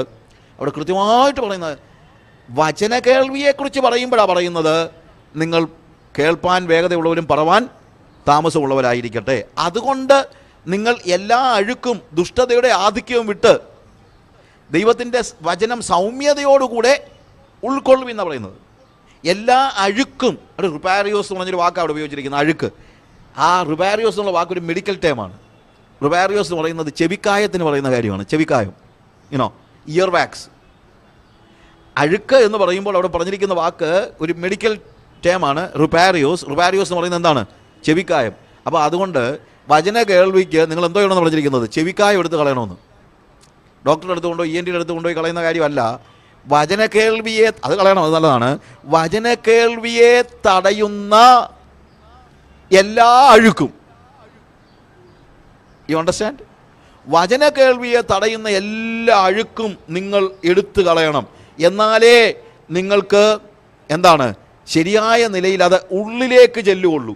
അത് ഉള്ളിലേക്ക് ചെന്നില്ലെങ്കിൽ ഉള്ള പ്രോബ്ലം, നിങ്ങൾക്കത് അനുസരിക്കാനായിട്ട് കഴിയയില്ല എന്ന് തന്നെയല്ല, നിങ്ങൾക്കത് ഇൻഫാക്ട് വേണ്ട രീതിയിൽ അതിനകത്ത് സന്തോഷിക്കാനായിട്ട് കഴിയത്തില്ല. നമ്മൾ 40-ാമത്തെ സങ്കീർത്തനം 41-ാമത്തെ സങ്കീർത്തനമാണ് നമ്മൾ വായിച്ചത്. ചാപ്റ്റർ 40 അവിടെ പറയുന്ന ഒരു കാര്യം വേഴ്സ് 6 ഓൺവേർഡ്സ് വായിക്കുമ്പോഴത്തേക്ക്, ഹനനയാഗവും ഭോജനയാഗവും നീ ഇച്ഛിച്ചില്ല, നീ ചെവികളെ എനിക്ക് തുളച്ചിരിക്കുന്നു, ഹോമയാഗവും പാപയാഗവും നീ ചോദിച്ചില്ല. അപ്പോൾ ഞാൻ പറഞ്ഞു, ഇതാ ഞാൻ വരുന്നു, പുസ്തകച്ചുള്ളിൽ എന്നെക്കുറിച്ച് എഴുതിയിരിക്കുന്നു, എൻ്റെ ദൈവമേ നിൻ്റെ ഇഷ്ടം ചെയ്യുവാൻ ഞാൻ പ്രിയപ്പെടുന്നു, നിൻ്റെ ന്യായപ്രമാണം എൻ്റെ ഉള്ളിലിരിക്കുന്നു. ഈ ഭാഗം ഒരു വാക്യമാണ് ഇതിനകത്ത് ഞാൻ പ്രധാനമായിട്ട് ഉദ്ദേശിക്കുന്നത്. നീ ചെവികളെ എനിക്ക് തുളച്ചിരിക്കുന്നു. അപ്പോൾ ചെവികളെ തുളച്ചിരിക്കുന്നു പറയുമ്പോൾ കാതുകളെ തുളയ്ക്കുന്നതല്ല അവിടെ പറയുന്നത്. ആവർത്തന പുസ്തകത്തിൽ ഒരു വാക്യമുണ്ട്. എന്താണ്? ഒരു ദാസൻ നിൻ്റെ കൂടെ 7 വർഷം ഉണ്ടായിട്ട് അവന് നീ സ്വതന്ത്രനായിട്ട് വിടണം, പക്ഷെ അവൻ പറയുകയാണ് എനിക്ക് സ്വതന്ത്രനായിട്ട് പോകണ്ടെന്ന് പറയുകയാണെങ്കിൽ നീ കട്ടളക്കാലിനോട് ചേർത്ത് അവൻ്റെ കാതുകളെ തുളയ്ക്കണം, അങ്ങനെയെങ്കിൽ നീ അവന് നിത്യദാസനായിരിക്കും എന്ന് പറയുന്നുണ്ട്. പക്ഷെ അത് കാത് തുളയ്ക്കുന്നു, ഇതല്ല. ഇതെന്താണ്? ചെവികളെ തുളച്ചിരിക്കുന്നു. ഈ വാക്യം വായിക്കുമ്പോൾ നമ്മൾ മനസ്സിലാകുന്നത്, വേദപുസ്തകത്തിൽ നമ്മൾ സാധാരണ കാണുന്നതിന് കുറച്ചുകൂടി ഡിഫറൻ്റ് ആയിട്ടുള്ളൊരു കാര്യമുണ്ട്. അവിടെ എഴുതിയിരിക്കുന്ന കാര്യം, ഹനനയാഗവും ഭോജനയാഗവും നീ ഇച്ഛിച്ചില്ല, ഹോമയാഗവും പാപയാഗവും നീ ചോദിച്ചില്ല, നീ ചെവികളെ എനിക്ക് തുളച്ചിരിക്കുന്നു. ചെവികളെ തുളച്ച് കഴിഞ്ഞപ്പോൾ അപ്പോൾ ഞാൻ പറഞ്ഞു, ഇതാ ഞാൻ വരുന്നു, പുസ്തകച്ചുള്ളിൽ എന്നെക്കുറിച്ച് എഴുതിയിരിക്കുന്നു.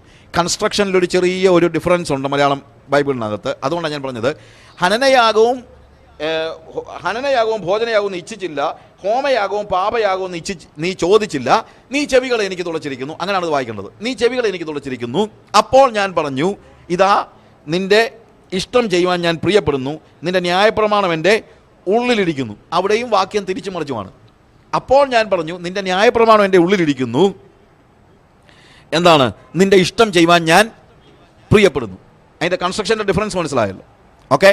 സോ ഞാൻ ഈ സങ്കീർത്തനക്കാരൻ ഈ വേദോസം വായിച്ചുകൊണ്ടിരിക്കുന്ന കൂട്ടത്തിൽ അവൻ വായിച്ചു നോക്കിയപ്പോഴത്തേക്ക് ഇതിനകത്ത് എന്തോതിനെക്കുറിച്ചൊക്കെയാണ് എഴുതിയിരിക്കുന്നത് എന്ന് നോക്കി. ഹോമയാഗം, ഹനനയാഗം, പാപയാഗം, സമാഗമന കൂടാരം, മോശ, യാക്കോബ്, അബ്രഹാം. അപ്പം അവൻ വേദോസിൽ എഴുതിയിരിക്കുന്ന കാര്യങ്ങളൊക്കെ നോർമൽ വേയിൽ വായിച്ചപ്പോൾ അവന് മനസ്സിലായി ഇതാരെക്കുറിച്ചാണ്, എന്തിനെക്കുറിച്ചാണെന്നൊക്കെ മനസ്സിലാക്കി. നമ്മൾ സാധാരണ രീതിയിൽ വേദോസം വായിച്ചു കഴിഞ്ഞാൽ ഇങ്ങനെയൊക്കെയാണ് മനസ്സിലാക്കുന്നത്. നമ്മുടെ മനസ്സിൽ മുഴുവൻ ഹനനയാഗവും ഹോമയാഗവും പാപയാഗവും അതുപോലുള്ള കാര്യങ്ങളും, അല്ലെങ്കിൽ അബ്രഹാമിനെക്കുറിച്ചും നെഹമ്യാവിനെക്കുറിച്ചും മറ്റുള്ള ആളുകളെക്കുറിച്ചൊക്കെ എഴുതിയിരിക്കുന്നതേ നമുക്ക് തോന്നത്തുള്ളൂ. എന്നാൽ അങ്ങനെ അത് ലിറ്ററലായിട്ട് വായിച്ചുകൊണ്ടിരുന്നപ്പോൾ കയറിയത് തലയിലാണ്. It is in your head. പക്ഷെ ദൈവം എന്ത് ചെയ്യുന്നറിയാമോ? ചെവികളെ അങ്ങ് തുളച്ചപ്പോൾ ന്യായപ്രമാണം എൻ്റെ ഉള്ളിലായി. This is a difference. It's so easy. അതായത് തലയിലിരുന്ന വചനം ദൈവം ചെവി തുളച്ചപ്പോഴത്തേക്ക് എങ്ങോട്ട് ഇറങ്ങിച്ചെന്നു? ഹൃദയത്തിലേക്ക് ഇറങ്ങിച്ചെന്നു. ഇത് സംഭവിക്കാത്തതാണ് ഇന്നത്തെ ഏറ്റവും വലിയ പ്രശ്നം. ഒരാൾ പറഞ്ഞു സ്വർഗവും നരകവും തമ്മിൽ ഒരടി ഡിഫറൻസേ ഉള്ളെന്ന്. There is only 1 feet difference between heaven and hell. Hey, how come? അവർ പറഞ്ഞതെന്നറിയാമോ? ഈ തലയിലിരിക്കുന്ന സാധനം ഹൃദയത്തിൽ വന്നില്ലേ നീ നരകത്തിലാണ്. തലയിലിരിക്കുന്ന സാധനം it is only 1 feet, right? From the head to the heart it is only 1 feet. So what happens if it doesn't go down deep into your heart? You are in hell. ഇപ്പോൾ പലപ്പോഴും ഉള്ള പ്രശ്നം വേദപുസ്തകത്തിൻ്റെ കാര്യങ്ങളൊക്കെ നമ്മുടെ തലയിലാണ് ഇരിക്കുന്നത്, അല്ലാതെ ഹൃദയത്തിലല്ല. ഹൃദയത്തിലേക്ക് കയറിയിട്ടില്ല. ഹൃദയത്തിലേക്ക് കയറാത്തത് കൊണ്ട് ഇതെല്ലാം ആരെക്കുറിച്ച്? ഇതെന്താ ഇവിടെ എഴുതിയിരിക്കുന്നത്? അത് യോനായെക്കുറിച്ച്, അത് യാക്കോബിനെക്കുറിച്ച്, അത് നെഹമ്യാവിനെക്കുറിച്ച്, അത് സമാഗമന കൂടാരത്തെക്കുറിച്ച്, അത് ഹനനയാഗത്തെക്കുറിച്ച്, ഭോജനയാഗത്തെക്കുറിച്ച്, നമ്മളെക്കുറിച്ചല്ല. പക്ഷേ ചെവി തുളച്ച് ഇത് ഹൃദയത്തിൽ ചെറിയപ്പോൾ പറയാണ് പുസ്തകച്ചുള്ളിൽ എന്നെക്കുറിച്ച് എഴുതിയിരിക്കുന്നത്. അപ്പോൾ വേദപുസ്തകത്തിൻ്റെ വാക്കുകൾ നമ്മളെക്കുറിച്ചാകണമെങ്കിൽ തലയിൽ നിന്ന് അതെങ്ങോട്ട് വരണം? ഹൃദയത്തിലേക്ക് ഇറങ്ങി വരണം. This is the biggest difference we need to understand. ഞാൻ കോട്ടയത്തൊരു മീറ്റിംഗ് നടത്തിക്കൊണ്ടിരുന്നപ്പോൾ എൻ്റെ ഒരു കൂട്ടുകാരൻ എന്നെ വിളിച്ചു. എവിടെയാ? അപ്പോൾ ഞാൻ പറഞ്ഞു കോട്ടയത്താ. എന്താ പരിപാടി? ഞാൻ പറഞ്ഞു ബൈബിൾ ക്ലാസ്സാ. അവൻ ചോദിച്ചു എന്നാ സബ്ജക്റ്റ് എന്നാ? ഞാൻ പറഞ്ഞു നെഹമയ. ആണോ, എന്നാൽ പിന്നെ ഞാൻ വന്നേക്കാം, കേൾക്കാൻ വരാമെന്ന് പറഞ്ഞു. മീറ്റിംഗ് കഴിഞ്ഞപ്പോൾ അദ്ദേഹം എന്നോടൊന്ന് പറയുക, നെഹമ്യാവിനെ കുറിച്ച് പ്രസംഗിക്കുന്നത് കേട്ടോണ്ടല്ലേ, അത് പറഞ്ഞുകൊണ്ടല്ലേ ഞാൻ വന്നത്. ഞാൻ പറഞ്ഞു അതല്ലേ പ്രസംഗിച്ച്. ഇവിടെ വന്നപ്പോഴല്ലേ നെഹമ്യാവിനെ കുറിച്ചല്ല എന്നെക്കുറിച്ചാണ് പ്രസംഗിച്ചതെന്ന് മനസ്സിലായത്. നെഹമ്യാവിനെ കുറിച്ച് പ്രസംഗിക്കുന്ന കേൾക്കാനാണ് ഞാൻ വന്നത്, പക്ഷേ ഇവിടെ വന്ന് കേട്ടപ്പോഴാണ് മനസ്സിലായത് ഇത് നെഹമ്യാവിനെ കുറിച്ചൊന്നുമല്ല, ഇത് എന്നെക്കുറിച്ച് തന്നെയാണ് പറയുന്നതെന്ന്. അതാണ് ദൈവപ്രവൃത്തി എന്ന് പറയുന്നത്. അതാണ് വേദപുസ്തകം വായിക്കുമ്പോൾ നമുക്കുണ്ടാകുന്ന ഡിഫറൻസ്. അതാണ് ഇന്ന് ആളുകൾക്ക് വചനം രൂപാന്തരം വരുത്താത്തതിൻ്റെ കാരണം വചനം ഇന്ന് നമുക്ക് അക്ഷരമാണ്, ആത്മാവല്ല. വചനം നമ്മുടെ ആത്മാവിലേക്ക് ഇറങ്ങി വരുന്നില്ല. ഇത് എന്നെക്കുറിച്ച് എന്നാരും മനസ്സിലാക്കുന്നില്ല. അതുകൊണ്ടെന്താണ്, തലയിലിരിക്കാനുള്ള പ്രസംഗം കേൾക്കാൻ എല്ലാവർക്കും ഇഷ്ടം. ഇന്നാളി വന്ന ദേവദാസൻ സമാഗമന കൂടാരത്തെക്കുറിച്ച് 43 കൂട്ടം കാര്യം പറഞ്ഞു. ഇദ്ദേഹം 56 കൂട്ടം കാര്യം പറഞ്ഞു. ഇദ്ദേഹം ഭയങ്കര മിടുക്കനാണ്. കാര്യം 43ഉം 7ഉം 6ഉം എത്ര 14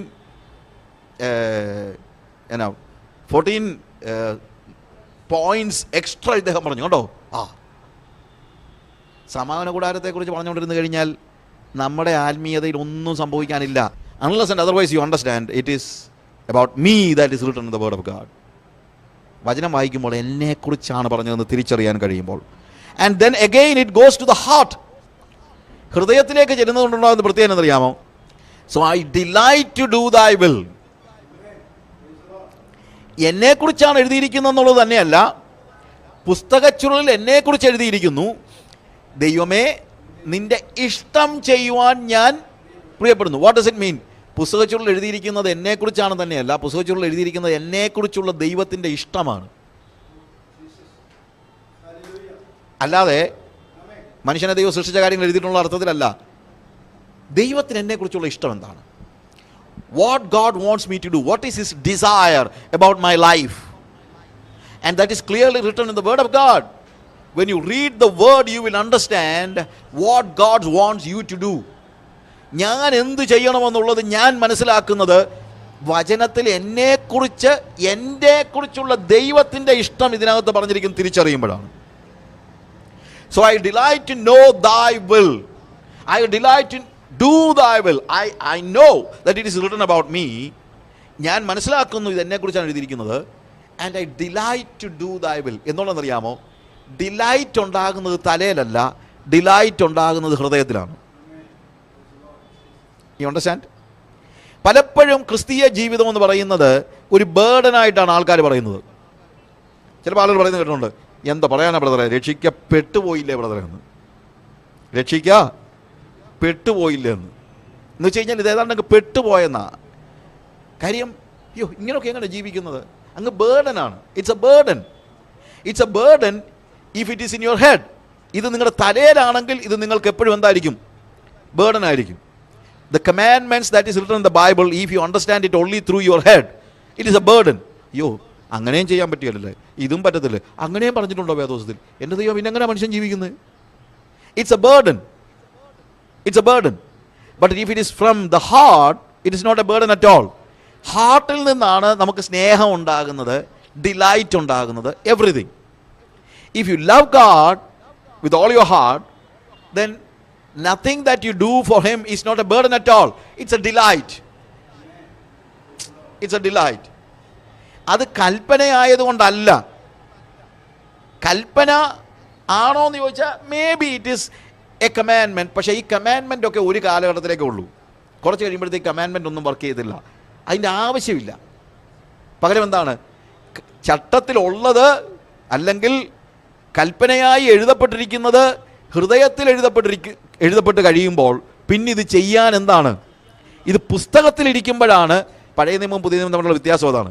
പഴയ നിയമത്തിൽ കല്ലിൽ എഴുതിയ നിയമവും കല്ലായ ഹൃദയവും രണ്ടും കൂടെ കൂട്ടിയിടിച്ച് എന്നും തീ ഉണ്ടാകും എന്നുള്ളതല്ലാതെ പ്രത്യേകിച്ച് വലിയ ഗുണമില്ല. പക്ഷേ ഇപ്പോൾ ഇത് കല്ലിനകത്തല്ല, എന്താണ്? ഹൃദയത്തിൻ്റെ മാംസപലകകളിൽ അവൻ എഴുതിയിരിക്കുകയാണ്. ഞാൻ ഹൃദയത്തിൽ കർത്താവിനെ സ്നേഹിച്ച് കഴിയുമ്പോഴത്തേക്ക് എനിക്ക് അവനോട് അവന് വേണ്ടി എന്തെങ്കിലും ഒന്ന് ചെയ്യാൻ നോക്കിയിരിക്കുക. ഞാൻ I just want to do something for him. അവനെ പ്രസാദിപ്പിക്കാനായിട്ട് എനിക്ക് എന്ത് ചെയ്യാൻ പറ്റുമെന്നുള്ളതാണ് എൻ്റെ ചോദ്യം. എൻ്റെ ഭാര്യ എനിക്ക് ഒരു ഗ്ലാസ് കാപ്പി ഇട്ട് തരുന്നത് ഞാൻ ചിലപ്പം most of the time pastor Biju knows, ഞാൻ രാത്രി മിക്കപ്പോഴും normally I may not be able to sleep. ഉറങ്ങാൻ പേടിയുണ്ടായിട്ടോ അല്ലെങ്കിൽ ഒന്നുമല്ല, ഞാൻ ഐ വർക്ക് ഹാർഡ്. ആ കാര്യത്തിൽ ഞാൻ നന്നായിട്ട് ഹാർഡ് വർക്ക് ചെയ്യുന്ന ആളാണ്. സക്കിനാക്കായിൽ അവരുണ്ടായിരുന്ന സമയത്ത് ഞാൻ മിക്കപ്പോഴും അവിടെ താമസിക്കുമ്പം രാവിലെ 6 മണിക്ക് ബിജുവിനെ എഴുന്നേൽപ്പിച്ച് പാല് വാങ്ങിക്കാൻ വിട്ടിട്ട് ഞാൻ കിടന്നുറങ്ങും. കാര്യം 6 മണിക്കാണ് ഞാൻ കിടക്കുന്നത്. അപ്പോൾ ഞാൻ രാവിലെ ഇരുന്ന് എഴുതുകയാണെന്ന് വെച്ചോ, എൻ്റെ ഭാര്യ എനിക്ക് രാവിലെ, അവൾ കിടന്നുറങ്ങി, രാവിലെ 5 മണി ആയപ്പോൾ നോക്കിയപ്പോഴും ഞാൻ കിടന്നിട്ടില്ല. അവൾ വന്നിട്ട് എനിക്ക് നല്ലൊരു കാപ്പി ഇട്ടുകൊണ്ട് കൊണ്ട് തരുന്നു. എന്തുകൊണ്ടാണ് അവൾ കാപ്പി ഇട്ടുകൊണ്ട് തരുന്നത്? എന്തുകൊണ്ടാണ് നിങ്ങൾ ചിന്തിക്കുന്നുണ്ടോ? അവൾ എനിക്ക് കാപ്പി ഇട്ട് തന്നില്ലെങ്കിൽ ഞാൻ അവളെ തൊഴിക്കുമെന്നോ അടിക്കുമെന്നോ പറഞ്ഞത് ഇന്ന് വരെ ചെയ്തിട്ടില്ല. ഇന്ന് വരെ എൻ്റെ ഭാര്യ ഞാൻ തല്ലുകയോ അടിക്കുകയോ തൊഴിക്കുകയോ ഒന്നും ചെയ്തിട്ടില്ല. അപ്പോൾ പിന്നെ എന്താണെങ്കിലും ആ പേടി അവൾക്കില്ല.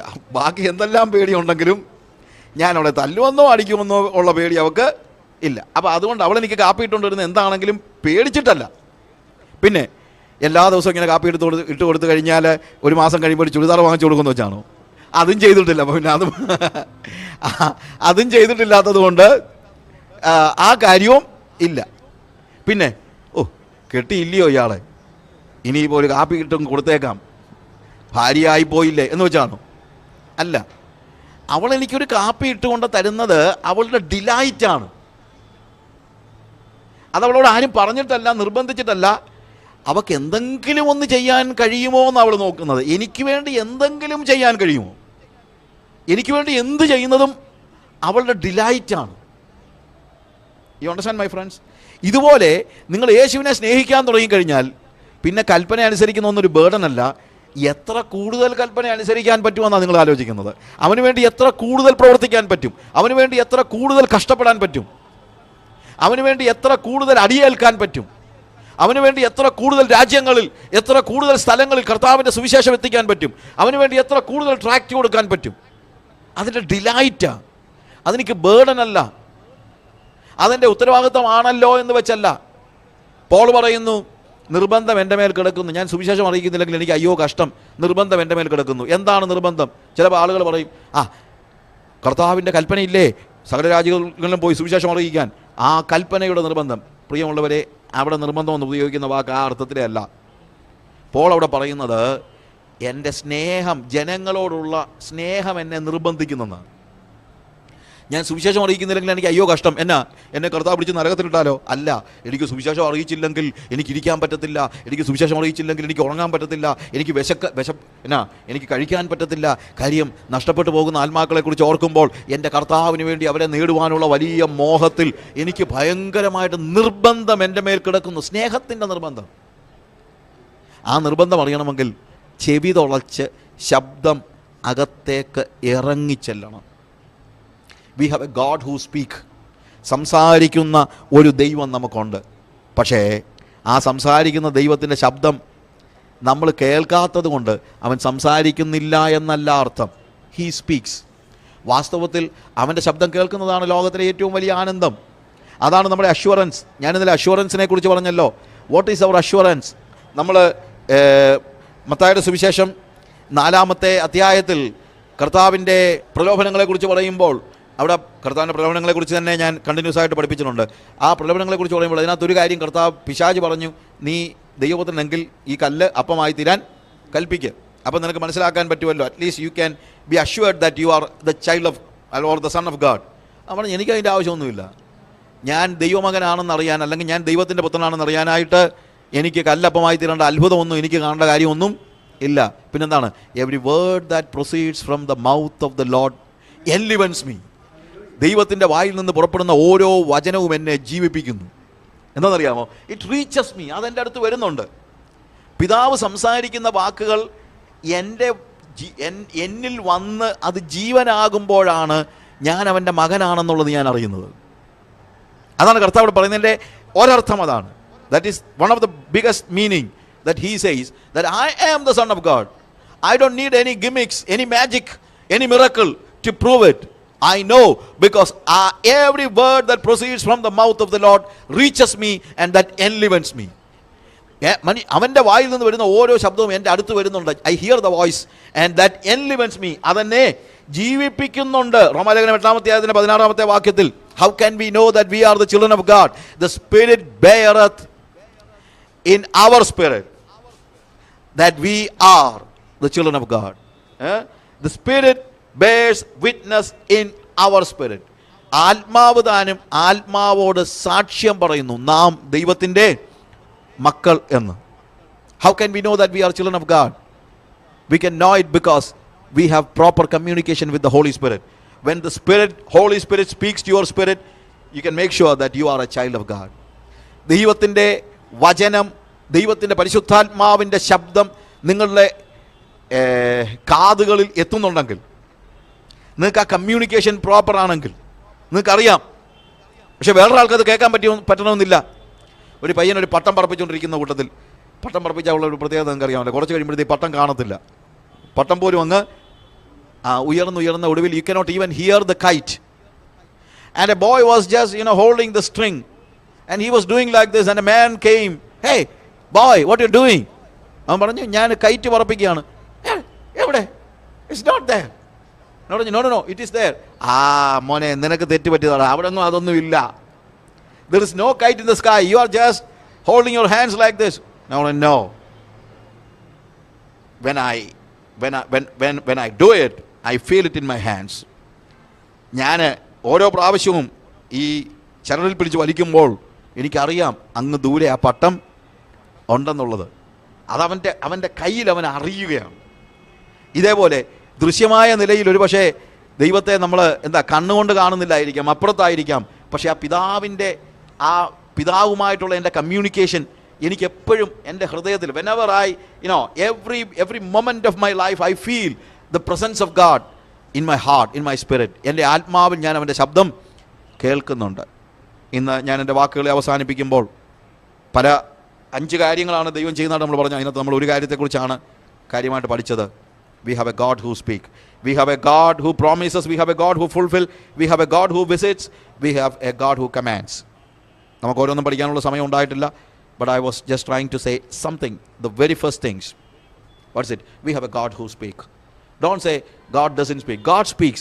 ഒരിക്കലും പറയരുത് ദൈവം സംസാരിക്കുന്നില്ല എന്ന് പറയരുത്. ദൈവം സംസാരിക്കുന്നുണ്ട്, പക്ഷെ നമ്മൾ കേൾക്കുന്നില്ല എന്നുള്ളതാണ്. എന്തുകൊണ്ട് നമ്മൾ കേൾക്കുന്നില്ല എന്ന് ചോദിച്ചാൽ നമ്മൾ പലപ്പോഴും ആ ശബ്ദത്തോട് സെൻസിറ്റീവ് ആകുന്നില്ല എന്നുള്ളതാണ്.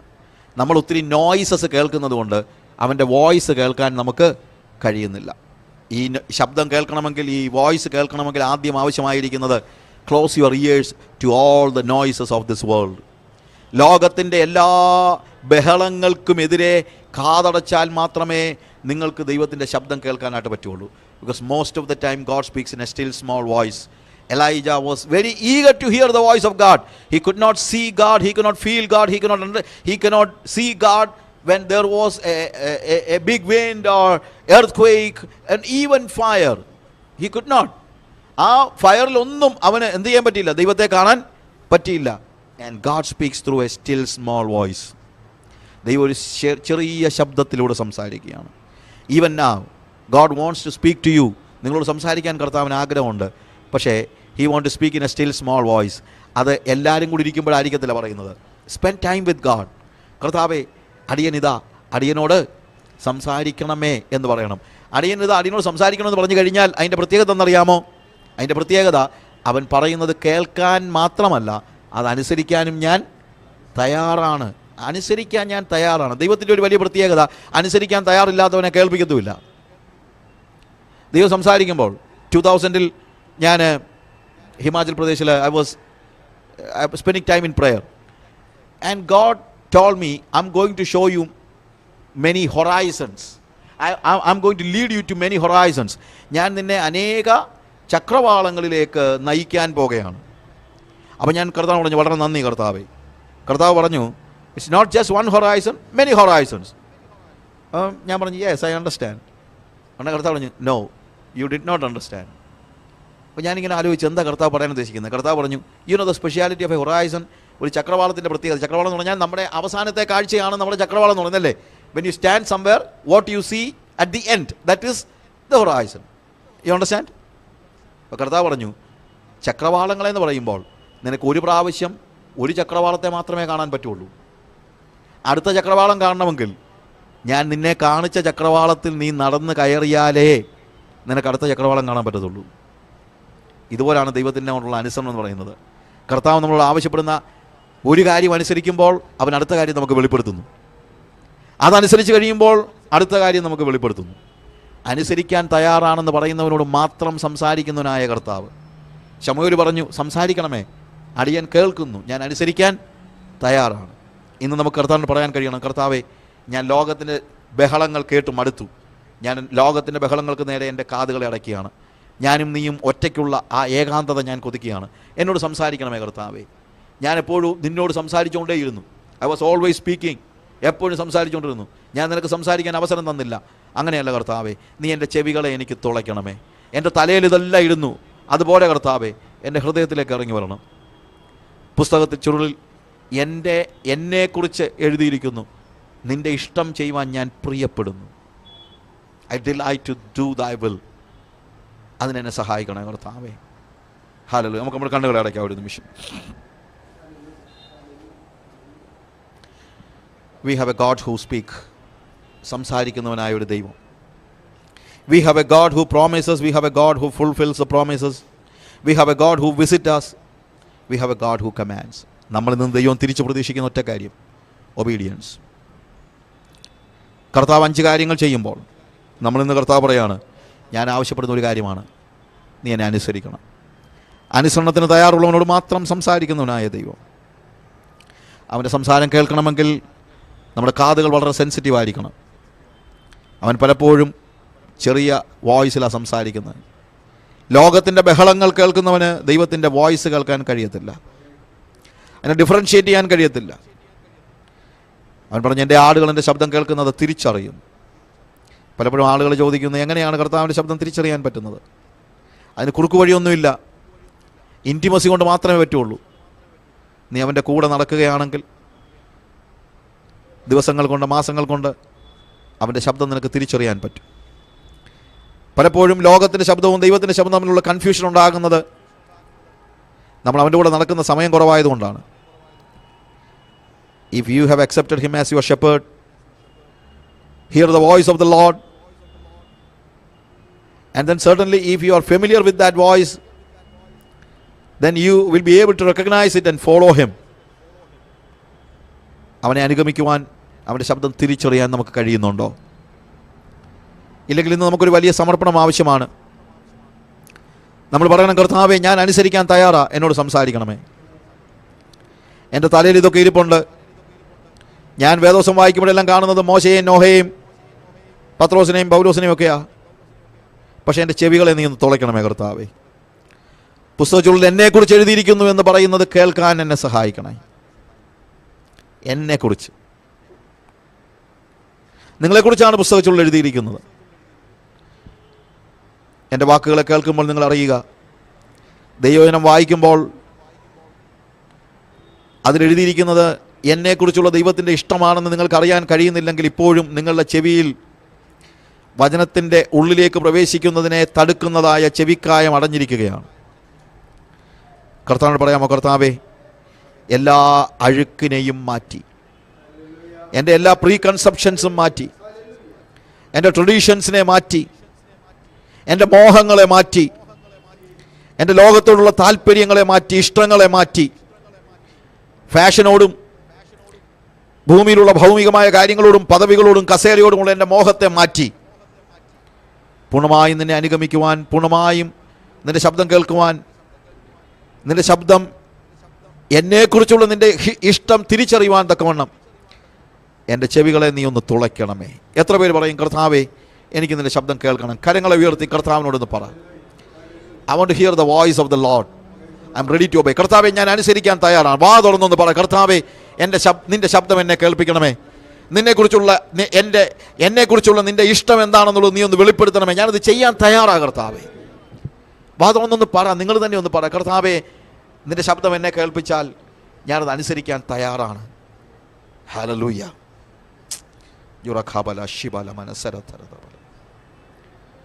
ഇന്ന് പകലിൽ ദൈവത്തിൻ്റെ സാന്നിധ്യത്തിൽ കർത്താവിൻ്റെ ശബ്ദം കേൾക്കുവാനുള്ള മോഹത്തോടുകൂടെ, കർത്താവിൻ്റെ ശബ്ദം തിരിച്ചറിയാനുള്ള മോഹത്തോടെ, അവൻ്റെ ആടായി തീരുവാൻ, അവൻ്റെ ശബ്ദം കേട്ടവനെ അനുഗമിക്കുന്ന അവൻ്റെ ആടായി തീരുവാൻ, കർത്താവേ, അതാണ് ഞാൻ മോഹിക്കുന്നത്, വേറെ ഒന്നുമില്ല കർത്താവേ.